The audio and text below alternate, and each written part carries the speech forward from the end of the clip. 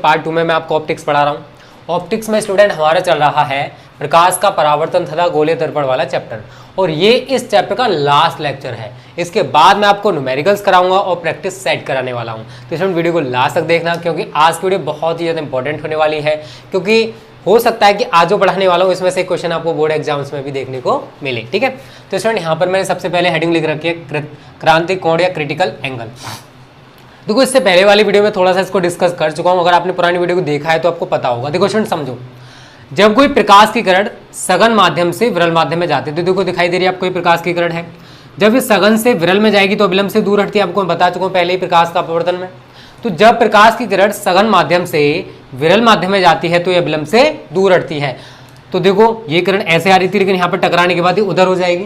क्यों? क्योंकि आप सभी को पता है कि जब प्रकाश की किरण सघन से विरल में जाएगी तो सघन माध्यम में प्रकाश का जो वेग है वो कम होगा, क्योंकि वहाँ पर डेंसिटी ज़्यादा है। लेकिन जैसे ही वो वायु में प्रवेश की, विरल को हमने वायु से रिप्रेजेंट कर दिया और सघन को अगर हमने कांच मान लिया, तो विरल माध्यम में जो प्रकाश का वेग है वो ज़्यादा होगा और सघन माध्यम में जो प्रकाश का वेग है वहाँ पर कम होगा। इसी वजह से जब प्रकाश की किरण सघन माध्यम से विरल माध्यम में आएगी तो अविलंब से दूर हट जाएगी। तो पहले कंडीशन हो गया। अगर मैं आपसे कहूँ कि आपतन कोण का मान थोड़ा सा बढ़ा दो, आपतन कोण का मान थोड़ा सा बढ़ा दें, तो हम क्या हो सकता है कि यो अपवर्तित किरण थी, थोड़ी सी रोटेट हो रही थी, तो ये हो सकता है कि बिल्कुल ऐसे करके रोटेट हो जाए। तो हमने क्या किया, आपतन कोण का मान थोड़ा सा बढ़ा दिया। देखो यहाँ पर थोड़ा सा बढ़ गया, तो जो प्रकाश की किरण ऐसे जा रही थी अब वो ऐसे जाएगी। कैसे जाएगी? ऐसे। तो यहाँ पर एंगल कितना बनेगा स्टूडेंट? 90 डिग्री का। कितना बनेगा? 90 डिग्री का। तो इसी को हमने क्रांतिक कोण नाम दिया है। क्या? इसी को हमने क्रांतिक कोण नाम दिया है। डेफिनेशन में भी बताने वाला हूँ। और तीसरा डायग्राम स्टूडेंट मैंने दिखाया है कि अगर आपतन कोण का मान क्रांतिक कोण से भी थोड़ा सा ज्यादा कर दिया जाए। यहां पर आप क्या देख रहे हो कि हमने आपतन कोण का जो मान है वो क्रांतिक कोण से थोड़ा सा बड़ा कर दिया। तो इसका मतलब क्या है, अभी यहां पर 90 डिग्री के एंगल पर रोटेट हो रही थी अपवर्तित किरण, अब क्या होगा स्टूडेंट को ऊपर की ओर। कह सकते हैं कि अगर हमने आपतन कोण का मान क्रांतिक कोण से थोड़ा सा ज्यादा कर दिया तो अब विरल माध्यम में तो प्रकाश की किरण बिल्कुल नहीं आने वाली, बल्कि वो उसी माध्यम में वापस लौट जाती है। तो ये तीन डायग्राम है। ये तो हमारा अपवर्तन है जो आप पढ़ चुके हो, ये क्रांतिक कोण को रिप्रेजेंट कर रहा है और ये पूर्ण आंतरिक परावर्तन को रिप्रेजेंट कर रहा है। ठीक है, इसको लिख सकते हो, लिखना चाहते हो तो ये हमारी आपतित किरण है और ये हमारी परावर्तित किरण है। ठीक है, सेम सभी में होगा। यहां पर ये अपवर्तित किरण होगी। और डेफिनेशन क्या लिखोगे स्टूडेंट क्रांतिक कोण की? तो यहां मैं डेफिनेशन लिख दे रहा हूं। क्रांतिक कोण सघन माध्यम में बना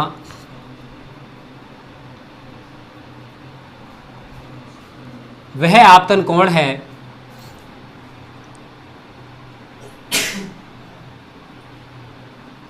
जिसके लिए विरल माध्यम में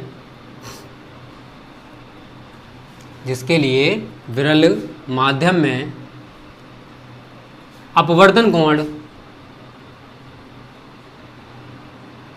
90 डिग्री होता है। ठीक है, और इसे किससे रिप्रेजेंट करते हैं स्टूडेंट? सी से।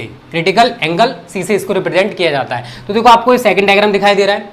तो यहां पर हमने सी क्रांतिक कोण दिखाया है और अपवर्तन कोण जो विरल माध्यम है उसमें कितना है? 90 डिग्री। क्योंकि आप सभी को पता है ऊपर वाला माध्यम कैसा है? सघन, और नीचे वाला माध्यम कैसा है स्टूडेंट? विरल। कैसा है? विरल।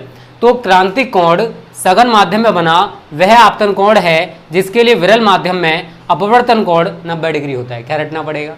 बहुत ईजी डेफिनेशन है यार। अगर एक बार सही तरह पढ़ लिया, डायग्राम को समझ लिया, तो इस डेफिनेशन को आसानी से बना सकते हो। फिजिक्स को रटना नहीं, समझना है। इतने इजी वे में पढ़ाऊंगा कि टेंशन ना लो। टिल नवंबर आपका फिजिक्स एंड केमिस्ट्री का कोर्स कंप्लीट करा दिया जाएगा। टेंशन ना लो, पूरा कोर्स कंप्लीट कराएंगे यार। एक एक पॉइंट आपको कराया जाएगा। ऐसा कोई क्वेश्चन नहीं होगा बोर्ड एग्जाम्स में जो आपको हमने ना कराया हो। ओके, तो स्टूडेंट ये तो हो गया क्रांतिक कोण। अब मैं थोड़ा सा देखो इसका एक सूत्र निकल के आता है क्रांतिक कोण के लिए, उसको बताने वाला हूं। पहले मैं इसको मिटा देता हूं जो यहाँ पर डायग्राम बना हुआ है। ठीक है ना, ये आपको पूरी तरह से क्लियर हो गया होगा स्टूडेंट। और अगर कोई चीज समझ में ना आया करो तो कमेंट बॉक्स स्टूडेंट आपके लिए बना होता है, हमें कमेंट करके जरूर बताया करो। ठीक है, तो आगे लिखोगे यदि विरल माध्यम को एक, हमने देखो विरल माध्यम को एक और सघन माध्यम को दूसरी रिप्रेजेंट किया, तो मैं यहाँ पर यही लिखने वाला हूँ। यदि विरल माध्यम को एक व सघन माध्यम को 2 से प्रदर्शित करें तो प्रदर्शित करें तो सघन माध्यम के सापेक्ष विरल माध्यम का अपवर्तनांक, विरल माध्यम का अपवर्तनांक। देखो स्टूडेंट सब, अब देखो मैंने क्या माना है कि जो विरल माध्यम है उसको तो हमने एक से रिप्रेजेंट किया है और जो सघन माध्यम है उसको हमने दो से रिप्रेजेंट किया है। तो सघन माध्यम के सापेक्ष इस विरल माध्यम का अपवर्तनांक कितना होगा, आप सभी पढ़ चुके हो स्नेल्स लॉ। अब देखो किसके सापेक्ष बोला स्टूडेंट, अपवर्तनांक n होता है।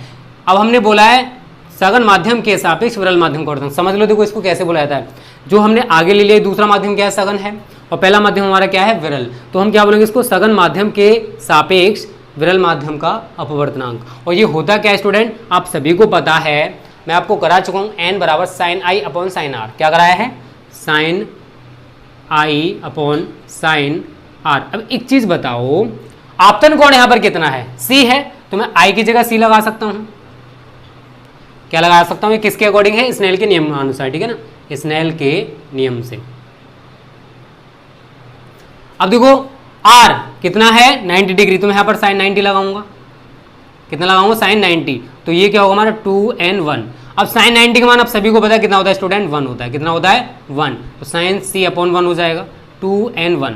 अब देखो अगर मैं आपसे इस तरीके से इसको लिखूं, but 1n2 is equal to 1 upon 2n1, कोई परेशानी होगी, कोई दिक्कत नहीं यार। 1n2 मतलब पहले माध्यम के सापेक्ष जो दूसरे माध्यम का अपवर्तनांक होगा 1 अपॉन दूसरे माध्यम के सापेक्ष पहले माध्यम के अपवर्तनांक के बराबर होगा। तो मैं इसको हटाकर अगर इसको लिख दूं तो किसी को कोई परेशानी होगी। देखो मैं यहाँ पर चलो 2n1 ऐसे करके लिख लेते हैं इसको, 2n1 बराबर 1 अपॉन 1n2, ठीक है। दोनों में से कैसे भी लिख सकते हो, कोई दिक्कत नहीं है। तो इस 2n1 को हटा के ये वैल्यू लिख दूं तो कोई किसी को परेशानी होगी, कोई दिक्कत नहीं है ना। वही चीज़ तो हमने बोला है कि यहाँ पर जो दूसरे माध्यम का अपवर्तनांक होगा, दूसरे माध्यम के सापेक्ष पहले माध्यम का जो अपवर्तनांक होगा वो 1 अपॉन पहले माध्यम के सापेक्ष दूसरे माध्यम के अपवर्तनांक के इक्वल होगा, ठीक है ना। पहले इसका स्क्रीनशॉट ले लो, फिर मैं आगे बताने वाला हूँ कि आगे आप क्या करोगे इसमें, ठीक है। बहुत ईजी है, कुछ भी नहीं, अगर सही तरह पढ़ोगे ना फिजिक्स बहुत ईजी है। और अगर आपने मेंटलिटी में बैठा लिया कि फिजिक्स हमको नहीं आएगा तो वो आएगा नहीं, क्योंकि आपकी सोच ने उसको टफ बना दिया है। फिजिक्स टफ नहीं है बट आपकी सोच ने उसको बना दिया है, ठीक है।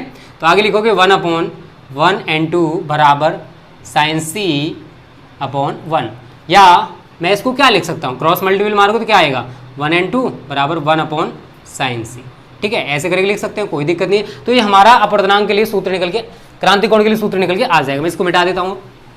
अगर मैं यहाँ पर मानूँ स्टूडेंट कि यदि पहला माध्यम वायु व दूसरा माध्यम कांच हो, तो ऐसे करके हमने मान लिया दूसरा माध्यम क्या है हमारा, कांच, ठीक है, कांच हो तो। अब देखो पहला माध्यम क्या है वायु और दूसरा माध्यम क्या है कांच, तो पहले की 1 की जगह a n और 2 की जगह g बराबर 1 अपॉन साइन c। तो इस तरीके से भी सूत्र बन जाएगा, ठीक है, टेंशन ना लो। अब ये क्या है, वायु के सापेक्ष कांच का अपवर्तनांक बोलेंगे इसको, क्या बोलेंगे, वायु के सापेक्ष कांच का अपवर्तनांक बराबर 1 upon sine c। Okay student, यहाँ पर एक नोट पॉइंट लिख लेना, क्रांतिक कोण का मान लाल रंग के लिए सबसे अधिक, लाल रंग के लिए सबसे अधिक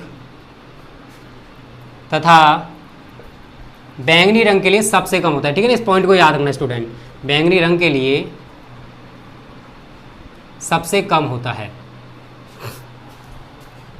तो अब आपसे कोई पूछे कि क्रांति कोण का मान किस कलर के लिए सबसे ज्यादा होता है, तो क्या बताओगे आप सभी, रेड कलर के लिए, ठीक है। और सबसे कम बोला जाए तो किसके लिए बताओगे स्टूडेंट आप सभी, बैंगनी कलर के लिए। तो ये 2 पॉइंट याद रखना, ये तो हमारा सूत्र हो जाएगा, ठीक है ना। इन दोनों को, ये क्या है, हमारे सूत्र हैं।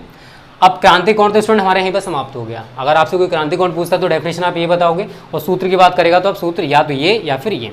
और अगर पूछेगा कि किस कलर के लिए क्रांति कोण का मान सबसे ज्यादा होता है तो वो होता है रेड कलर, और सबसे कम की बात करेगा तो होता है वॉयलेट कलर, ठीक है ना, बैंगनी रंग। तो उम्मीद करता हूँ यहाँ तक आपको सब कुछ क्लियर हो गया होगा, ठीक है। कोई भी दिक्कत है बता देना स्टूडेंट, ठीक है ना। इसको मिटा देता हूँ मैं, स्क्रीनशॉट ले लिया होगा सभी ने। अब देखो बात करते हैं थोड़ी सी हम पूर्ण आंतरिक परावर्तन की। अभी तक तो हमने क्या पढ़ा, केवल क्रांति कोण। अब देखो पूर्ण आंतरिक परावर्तन की डेफिनेशन क्या होगी, क्या शर्तें होंगी, बहुत ही ज़्यादा इंपॉर्टेंट टॉपिक है, इसके अनुप्रयोग भी पूछे जाते हैं जो कि मैं आपको प्रैक्टिस सेट में कराऊंगा, ठीक है। पूर्ण आंतरिक परावर्तन, पूर्ण आंतरिक परावर्तन डेफिनेशन पहले समझ लो कैसे बनाओगे। टोटल इंटरनल रिफ्लेक्शन, डेफिनेशन रटना नहीं यार, समझना है। थर्ड डायग्राम मैंने बोला था ना आपसे कि पूर्ण आंतरिक परावर्तन का है। डेफिनेशन क्या बनाओगे, यदि आपतन कोण का मान क्रांतिक कोण से थोड़ा सा ज्यादा कर दिया, यहां पर क्रांतिक कोण बन रहा है, अगर हमने इससे थोड़ी सी वैल्यू को बढ़ा दिया, यदि आपतन कोण का मान क्रांतिक कोण से थोड़ा सा अधिक कर दिया, तो संपूर्ण आपतित प्रकाश वापस उसी माध्यम में लौट जाता है। मतलब हम जितना भी प्रकाश आपतित करेंगे, जितना भी प्रकाश डालेंगे, वो सारा का सारा वापस उसी माध्यम में लौट आएगा। या फिर हम कह सकते हैं कि जो घटना परावर्तन में होती है वो यहाँ पर होने वाली है, क्योंकि आप सभी को पता है कि परावर्तन में होता क्या, जब भी हम कोई प्रकाश किसी चिकने और पॉलीदार किए हुए तल पर गिराते हैं तो सारा का सारा प्रकाश वापस उसी माध्यम में लौट आता है, और यही यहाँ पर हो रहा है। कब होगा, जब आपतन कोण का मान क्रांतिक कोण से थोड़ा सा ज्यादा है, तब हमारी ये कंडीशन बनती है, ठीक है ना। डेफिनेशन बना लोगे, यदि आपतन कोण का मान क्रांतिक कोण से थोड़ा सा अधिक कर दिया जाए तो संपूर्ण आपतित प्रकाश वापस उसी माध्यम में लौट जाता है। यह घटना टोटल इंटरनल रिफ्लेक्शन कहलाती है, पूर्ण आंतरिक परावर्तन कहलाती है। अब इसकी भी शर्तें हैं स्टूडेंट, दो शर्तें हैं, कभी कभी ये शर्तें भी आपसे पूछ लेता है। पहली शर्त क्या है, प्रकाश का सघन माध्यम से विरल माध्यम में प्रकाश जा नहीं रहा है, लेकिन एक कंडीशन है कि प्रकाश हमेशा सघन से विरल में जाना चाहिए। तो यहां पर ये लिख सकते हो, प्रकाश का सघन माध्यम से विरल माध्यम में जाना आवश्यक है, विरल माध्यम में जाना आवश्यक है। सेकंड कंडीशन है स्टूडेंट, आप सभी को पता है कि आपतन कोण का मान क्रांतिक कोण से अधिक होना चाहिए। यहां पर लिख सकते हो, आपतन कोण का जो मान है वो क्रांतिक कोण से अधिक होना चाहिए। तो पूर्ण आंतरिक परावर्तन की स्टूडेंट दो शर्तें हैं। पहली शर्त क्या है कि प्रकाश जो है वो सघन माध्यम से विरल माध्यम में जाना चाहिए, और सेकंड शर्त है कि आपतन कोण का मान क्रांतिक कोण से थोड़ा सा अधिक होना चाहिए। अगर ये दो शर्तें हैं तो वो पूर्ण आंतरिक परावर्तन की शर्तें कहलाएंगी। पूर्ण आंतरिक परावर्तन किसे कहते हैं, क्लियर हो गया। शर्तें स्टूडेंट उम्मीद करता हूं आपको क्लियर होगी होंगी, ठीक है। तो यहां तक आपको समझ में आ गया स्टूडेंट, क्रांतिक कोण क्या होता है, पूर्ण आंतरिक परावर्तन क्या होता है, ठीक है। चलो आगे थोड़ा सा और रह गया इस चैप्टर में, उसके बाद इस चैप्टर को यहीं पर समाप्त कर देंगे। फिर मैं आपको अगले जो वीडियो में उसमें न्यूमेरिकल्स कराऊंगा और इंपॉर्टेंट प्रैक्टिस सेट, जो कि आपके लिए बहुत ही ज़्यादा इंपॉर्टेंट है। देखो स्टूडेंट, अगर आप बोर्ड एग्जाम्स में 90+ स्कोर करना चाहते हो, ठीक है, चाहे वो फिजिक्स हो चाहे वो केमिस्ट्री हो, तो थ्योरी पढ़ने से कुछ नहीं होने वाला। अगर आप सोच रहे हो कि थ्योरी पढ़ के आप 90+ स्कोर कर सकते हो तो वो इम्पॉसिबल है, आपको प्रैक्टिस सेट करने पड़ेंगे, तब जाके स्टूडेंट आप 90+ स्कोर कर पाओगे। क्यों, देखो प्रैक्टिस सेट में मैं आपको वो क्वेश्चंस कराऊंगा जो कि बोर्ड एग्जाम्स की दृष्टि से बहुत ज़्यादा इंपॉर्टेंट है। सारे क्वेश्चंस को मैंने उसी में समाहित कर दिया है जो प्रीवियस में आ चुके हैं या फिर जिनके आने की संभावना है, ठीक है। एक और हेडिंग पढ़ लो स्टूडेंट, रेखीय आवर्धन, रेखीय आवर्धन, लाइनर मैग्नीट्यूड। इसमें न्यूमेरिकल्स हैं इसलिए मैं इसको करा रहा हूँ, नहीं तो इतना इंपॉर्टेंट नहीं है ये। तो यहाँ पर कुछ ने इसको एम से रिप्रेजेंट करते हैं, प्रतिबिंब की लंबाई बटे वस्तु की लंबाई।